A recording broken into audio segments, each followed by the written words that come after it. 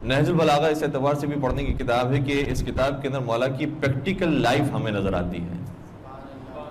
جو دشواریاں انسان کو زندگی میں پیش آتی ہے ان دشواریوں کا حل مولا نے ان فرامین میں بیان کیا ہے. یعنی کبھی کبھار ایسے دشمن بھی ہوتے ہیں جو واقعاً لجیج اور لجاجت سے بھرپور بہت خبیث قسم کے دشمن ہوتے ہیں. ان کا علاج کیسے کیا جائے وہ بھی اس کے اندر موجود ہے. اور کچھ بہت زیادہ قریبی وفادار ساتھی ہوتے ہیں کہ جن سے کبھی ایک غلطی ہو گئی تو ان کو کس طریقے سے نصیحت کی جائے وہ انداز بھی موجود ہے. تو یہ مختلف مراتب کے ساتھ جو ہم نہج البلاغہ کو دیکھتے ہیں تو پتہ چلتا ہے کہ انسان کی زندگی میں بھی مختلف درجات ہونے چاہیے. ہر ایک کو ایک ہی لاٹھی کے ساتھ نہیں ہانکا جا سکتا. کس کو کتنے ڈوز کی ضرورت ہے یہ نہج البلاغہ میں آپ کو اچھے طریقے سے دکھائی دے گا. تو دنیا سے متعلق مولا متقیان نے بہت بھرپور گفتگو کی ہے اور زیادہ اس گفتگو کا حصہ ہمیں محسوس یہ ہوتا ہے کہ جیسے دنیا کی مذمت ہے, دنیا سے دور رہو, دنیا میں دل نہ لگاؤ, اس موضوع پر بہت سارے فرامین موجود ہیں. مثال کے طور پر ایک جملہ یہ ہے مولا کا, ارشاد فرماتے ہیں کہ الدنیا مثل الحیہ مسها لین وسمها قاتل. فرماتے ہیں کہ دنیا کی مثال ایسی ہے کہ جیسے سانپ کی طرح ہو جس کو ظاہری طور پر ہاتھ لگاؤ تو بہت نرم محسوس ہوتا ہے لیکن اس سے زیادہ کوئی بڑا قاتل نہیں ہو سکتا. تو اس سے ظاہر یہ ہو رہا ہے کہ دنیا سے انسان کو دور رہنا چاہیے, خطرناک چیز ہے اور جتنا انسان اس سے دوری اختیار کر سکتا ہے اختیار کرنے کی کوشش کرے. لیکن اسی نہج البلاغہ کے اندر جو کلمات قصار کا حصہ ہے اس کے کلمہ نمبر 131 کے اندر ایک پورا خطبہ جیسا ہے جو مولانا نے ارشاد فرمایا. البتہ اس خطبے کو سید رضی نے خطبات کے اندر شامل نہیں کیا, کلمات قصار کے اندر لکھا ہے. یعنی اس خطبے کے ایک چھوٹے سے حصے کو سید رضی نے کلمات قصار میں جگہ دی ہے اور اس کلمہ قصار کا نمبر ہے 131. اس کا آغاز ہی اس بات سے ہو رہا ہے کہ ایک شخص ایسا ہے کہ جو دنیا کی مذمت کر رہا تھا اور کہہ رہا تھا کہ دنیا سے دور بھاگنا چاہیے, دنیا بہت بری چیز ہے, دنیا سے فرار اختیار کرنا چاہیے. یہ جملے میرے مولا کے کان اطہر میں جا رہے تھے. تو مولا بجائے اس کے کہ اس کو آ کر حوصلہ دے اور تعریف کرے کہ تو بالکل ٹھیک کہتا ہے, دنیا سے ایسی دور بھاگنا چاہیے, مولا نے فرمایا تجھے کیا ہو گیا ہے, زبان سے تو دنیا کی مذمت کرتا ہے اور دل میں دنیا ہی کی لذت لے کے بیٹھا ہے. اور پھر مولا نے اس کو سمجھانا شروع کیا کہ ایسا نہیں ہے کہ دنیا سے بری چیز ہے, دنیا کے نصیب برائیاں ہیں, دنیا کاش اور دنیا میں نہ آئے ہوتے. یہ جو تصور کبھی کبھار ہمارے نوجوانوں کے ذہن میں پیدا ہو گیا ہے ایسی بات نہیں ہے. پھر دنیا کے بارے میں مولا نے تعریف کرنا شروع کی اور فرمایا یہ دنیا وہی جگہ ہے جہاں پر سچ بولنے والے سچ بولتے دکھائی دیتے ہیں, جہاں پر پاک دامن رہنے والے اپنی پاک دامنی کا اظہار کر رہے ہوتے ہیں, جہاں پر اس دنیا سے آخرت کمانے والے ہمیں نظر آ رہے ہوتے ہیں. یہی وہ دنیا ہے جس میں ایسے اچھے لوگ بھی ہوتے ہیں اور اسی دنیا سے یہ ساری کمائی حاصل ہوتی ہے. اس کے بعد ایک جملہ شاہ فرماتے ہیں کہ ان الدنیا متجر اولیاء اللہ, یہ پوری کی پوری دنیا اولیاء خدا کے لیے مسجد کا مقام رکھتی ہے. پوری دنیا ہمارے لیے عبادت گاہ ہے. ایک ایک جگہ ایسی ہے کہ جہاں پر ہم عبادت کر سکتے ہیں اور اس سے ثواب حاصل کر سکتے ہیں. اتنی خوبصورت ہے یہ دنیا کہ جس کے چپے چپے پہ ہم پروردگار کی بندگی کر سکتے ہیں. یہ دنیا وہ ہے کہ جو اولیاء خدا کی تجارت گاہ ہے. یہاں سے اولیاء خدا اور ولی خدا تجارت کرتے ہیں. اس دنیا کی اتنی مذمت نہ کرو, یہی دنیا ہے کہ جس سے فائدہ اٹھانا ہے. اب سوال ہی پیدا ہوتا ہے کہ ہمیں کلیئر نہیں ہو پایا کہ پھر بالآخر ہمیں دنیا کی مذمت کرنی ہے, دنیا سے دور رہنا ہے, دنیا کے قریب جانا ہے, کرنا کیا ہے. اور یہ نقطہ سمجھنے کے قابل ہے, بہت زیادہ ضروری ہے کہ ہم پہلے اپنے مفہوم کو سمجھ پائیں کہ ہم جس دنیا کے اندر آئے وہ دنیا ہے کس قسم کی اور ہمارا اس دنیا سے ریلیشن کیا ہے.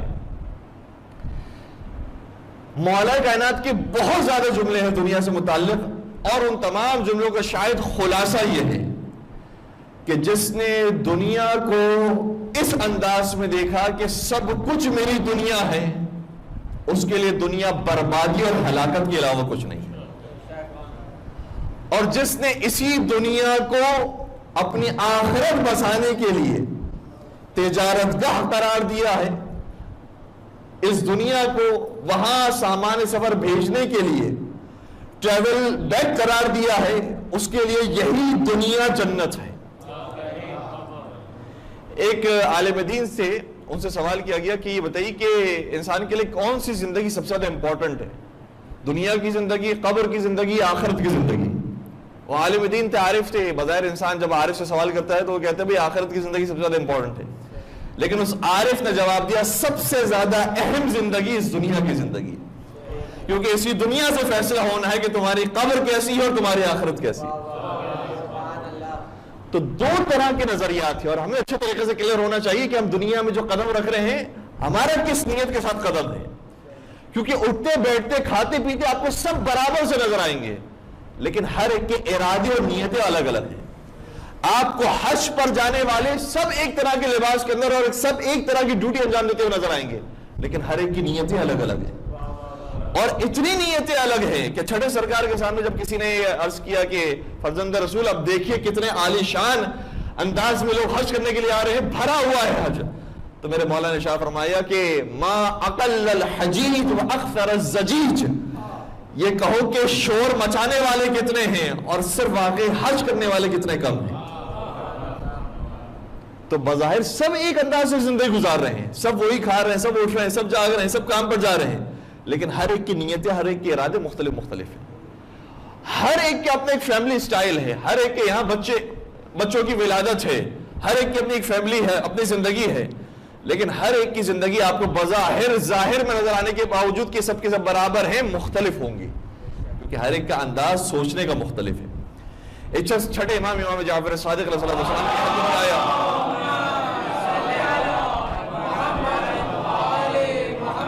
کیا لگا کہ مولا ہم سب کے سب دنیا دار ہیں، ہم سب دنیا پرست ہیں، ہم سب دنیا میں لگے ہوئے ہیں۔ مولا نے کہا کہ کیسے؟ تو کہا کہ ہم صبح سے لے کر رات تک کمانے کے لیے جاتے ہیں، بھرپور محنت کرتے ہیں، بڑی مشکل سے کما کر لے کر آتے ہیں۔ کہا کہ پھر کیا ہوتا ہے؟ قبر اس کو جب کما کر لے کر آتے ہیں تو کبھی وہ پیسے بیوی پر لگاتے ہیں، کبھی بچوں پر لگاتے ہیں، کبھی انہی پیسوں سے ہم رشتہ داروں کے یہاں جاتے ہیں، کبھی ان پیسوں کو بچا کر ہم پھر حج پر چلے جاتے ہیں، عمرے پر چلے جاتے ہیں، کبھی انہی پیسوں کو ہم کبھی دعوتوں میں خرچ کرتے ہیں۔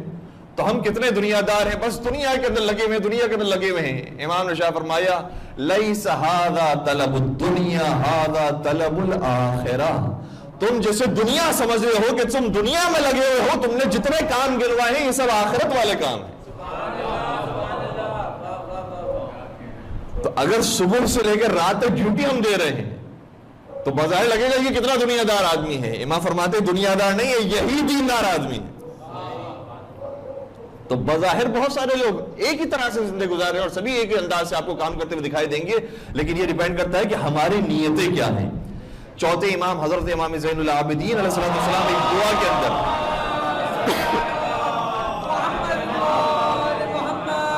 فرماتے ہیں جملہ اللہم انی اعوذ بک من کل لذت، پروردگار میں ہر لذت سے تیری پناہ چاہتا ہوں، میں چاہتا ہوں کہ کوئی لذت مجھے نصیب نہ ہو۔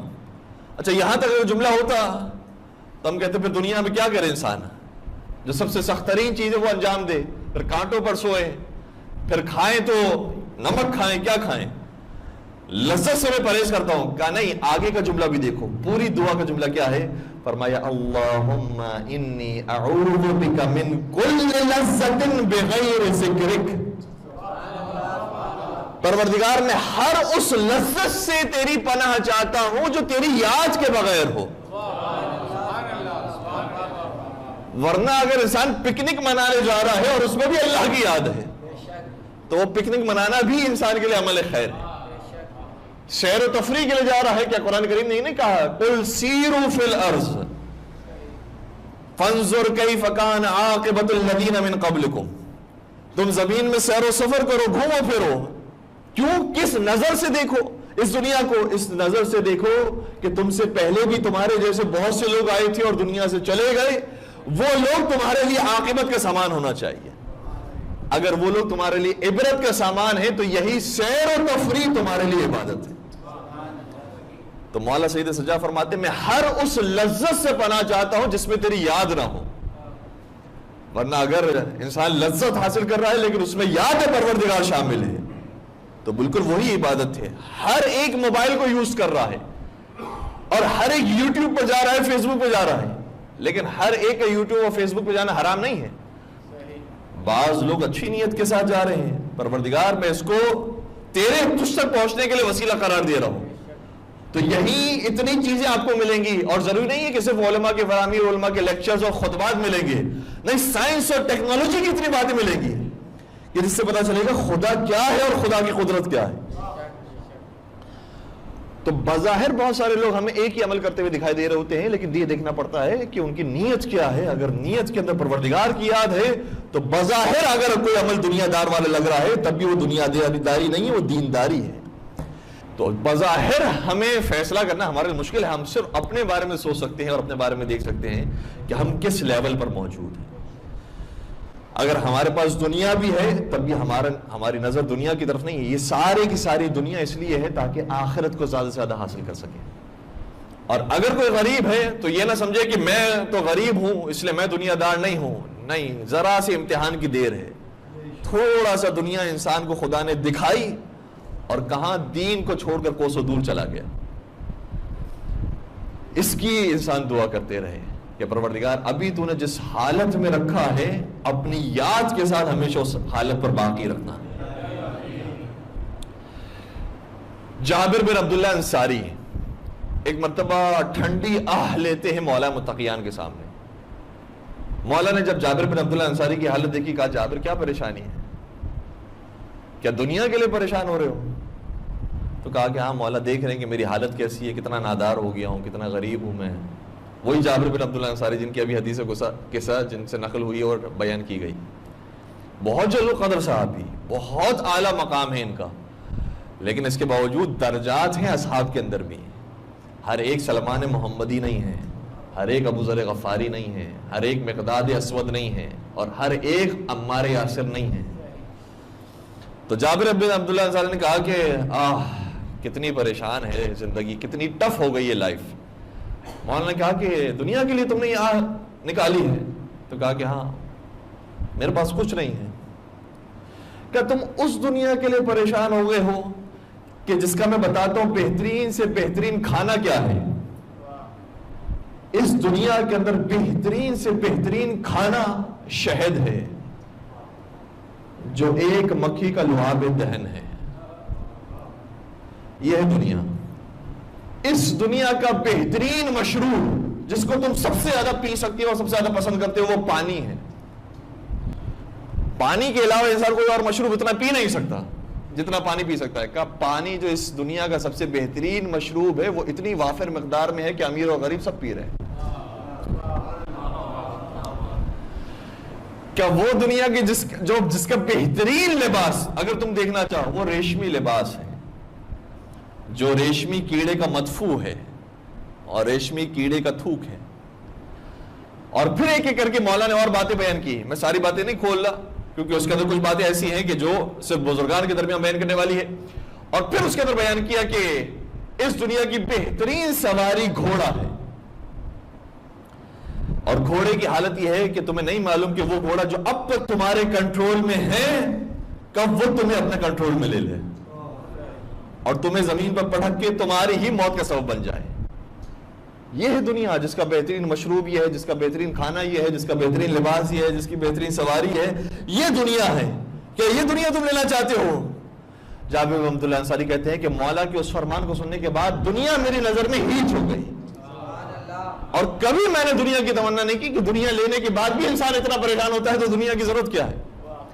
اور حقیقت ہے یہ آج کی دنیا کے اندر ہم اس بات کو خود دیکھ سکتے ہیں کہ جو دنیا کا امیر ترین انسان ہے, کیا آپ یہ سمجھتے ہیں کہ اس کی زندگی سارے دن سوتے ہوئے گزرتی ہے, آرام کرتے ہوئے گزرتی ہے, اس کے لوگ مالش کر رہے ہوتے ہیں, اس کے لیے بہترین کھانے آ رہے ہوتے ہیں؟ جی نہیں. جو امیر ترین دنیا کا انسان ہے وہ شاید ہم سے زیادہ محنت کر رہا ہوتا ہے اور وہ ہم سے زیادہ پریشان ہوتا ہے.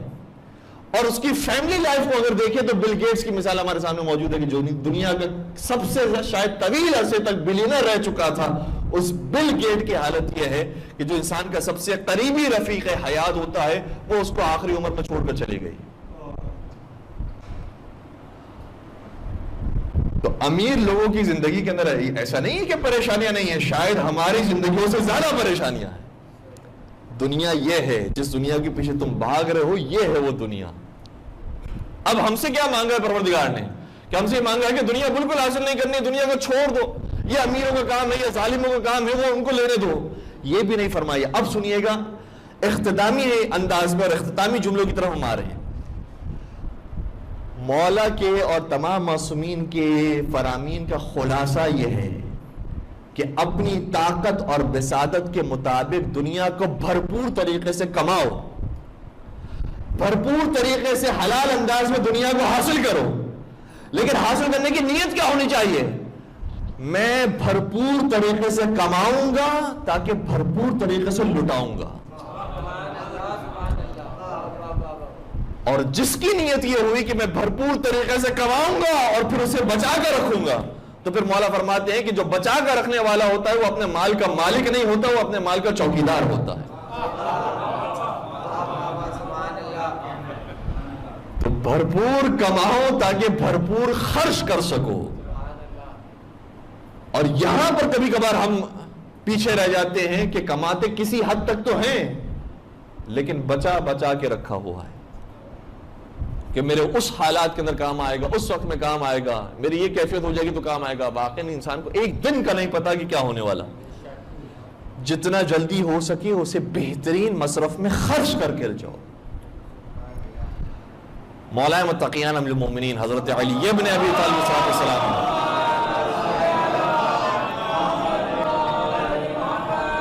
چھٹے سرکار، یہ پانچویں سرکار کا جملہ یہ ہے کہ ہمارے جد امیر المومنین ان امیر المؤمنین اعتق الف مملوک من قد یدہ، فرمایا ہمارے جد امیر المومنین نے اپنی محنت مزدوری کی جو کمائی حاصل کی تھی، اس کمائی سے 1000 غلاموں کو خرید کر آزاد کیا تھا۔ تو کماؤ بھرپور، اس کو بھرپور خرچ کرنے کے لیے، اور بہترین موقعوں پر خرچ کرو، بہترین مصارف میں خرچ کرو۔